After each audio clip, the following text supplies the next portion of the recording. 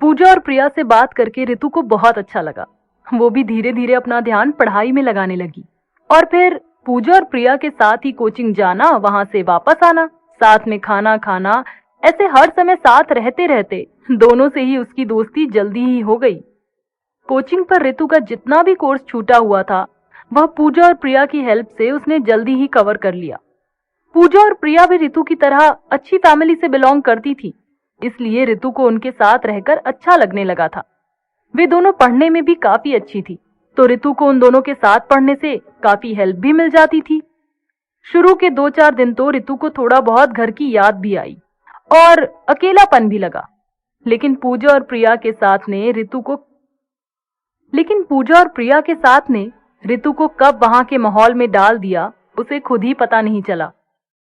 साहिल रोज रितु से शाम को फ्री होकर बात करता था। रितु की बातें सुनकर साहिल को भी यकीन हो गया कि अब रितु अच्छे से अपनी पढ़ाई कर रही है और उसकी रूममेट्स भी उसी के जैसी हैं। तो साहिल का ध्यान भी रितु से थोड़ा सा हट गया और वह निश्चिंत होकर अपनी ट्रेनिंग पर ध्यान देने लगा। इधर वैशाली और सौम्या के भी एग्जाम शुरू हो चुके थे। एग्जाम में बिजी होने के कारण सौम्या साहिल से रोज बात नहीं करती थी। वैसे भी साहिल दिन भर तो बिजी ही रहता था, तो सौम्या ने अपनी तरफ से फोन लगाना बहुत ही कम कर दिया था। जब साहिल फ्री होता तब वह सौम्या को फोन करता था और एग्जाम शुरू होने के बाद सौम्या अक्सर या तो उस समय पढ़ाई में इतनी बिजी होती थी कि उसका ध्यान मोबाइल पर नहीं जाता था, या फिर सो ही जाती थी, तो उसकी बात नहीं हो पाती थी। हाँ, मैसेज के थ्रू जरूर दिन में 1-2 बार दोनों एक दूसरे का हाल पूछ लेते थे। ज्यादा लंबी बात करने के लिए तो समय ही नहीं बचा था दोनों के पास।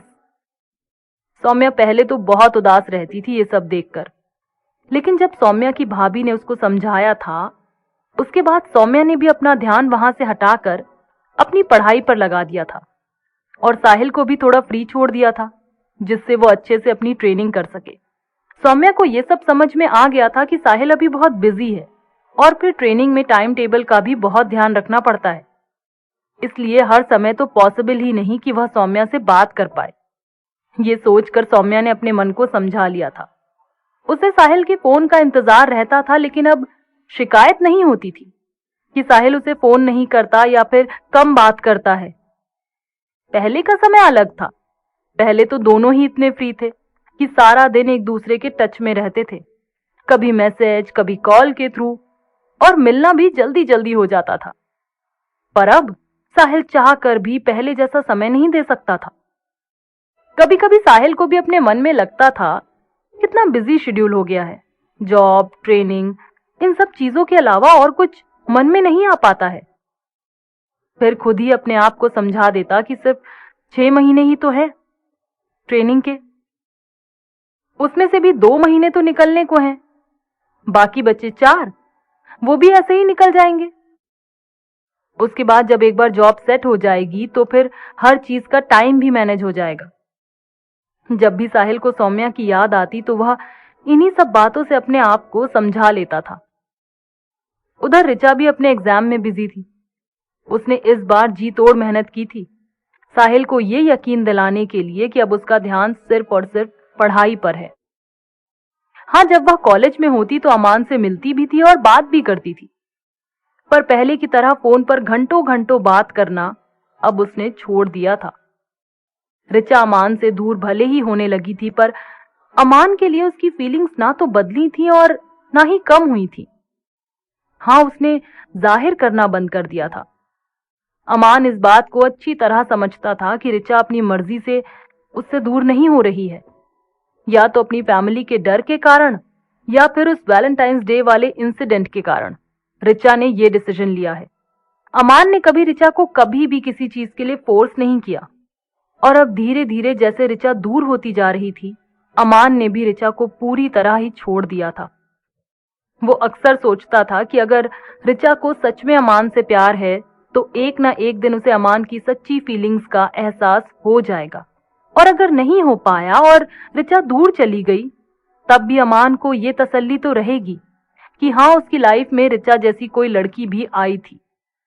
ऋचा ने कभी भी खुलकर अपनी फीलिंग अमान को नहीं बताई थी, इसलिए अमान ऋचा को बेहद पसंद करने के बावजूद ऋचा के मन की बातों को पूरी तरह नहीं समझ सकता था। फिलहाल तो दोनों ही अपने अपने एग्जाम पर फोकस कर रहे थे। जब एग्जाम खत्म होता तो बाहर आकर दोनों अपना पेपर मैच करते और फिर एग्जाम का डिस्कशन करते। उसमें आने वाले पेपर की तैयारी का भी डिस्कशन रहता था। ऋचा की तैयारी अमान से ज्यादा अच्छी थी और उसके पेपर भी अमान से अच्छे जा रहे थे। अमान ये समझ चुका था कि अब ऋचा ने अपना पूरा ध्यान सिर्फ और सिर्फ पढ़ाई पर फोकस कर लिया है और उसे अच्छा भी लग रहा था। लेकिन कहीं ना कहीं उसे इंतजार भी था कि शायद ऋचा को पुराने दिन याद आए और वो वापस अमान के साथ उसी तरह समय बिताने को तैयार हो जाए। अब आने वाले समय में क्या होना था क्या नहीं, ये तो अमान को भी कहां मालूम था। वो तो बस ऋचा के हिसाब से ही बिहेव करने लगता था। पहले जब ऋचा अक्सर अमान से बातें करती रहती या उसके पास रहना चाहती थी, तब अमान भी पूरी तरह ऋचा से नजदीकियां बढ़ा रहा था। लेकिन अब जब ऋचा के बिहेवियर से अमान को ये लगने लगा था कि ऋचा उससे दूर होना चाहती है, तब भी अमान ने खुशी खुशी ऋचा को ऐसा करने दिया और उसके बिजी होने की या बातें कम करने की कोई वजह ना पूछ, वह तो बस इंतजार में था कि कभी तो ऋचा को अमान की फीलिंग की कदर होगी। शायद उस दिन ऋचा ये सोच पाए कि उसे अमान के नजदीक ही रहना है। बस इसी इंतजार में अमान ऋचा से अपनी दोस्ती निभा रहा था। आगे क्या होगा क्या नहीं,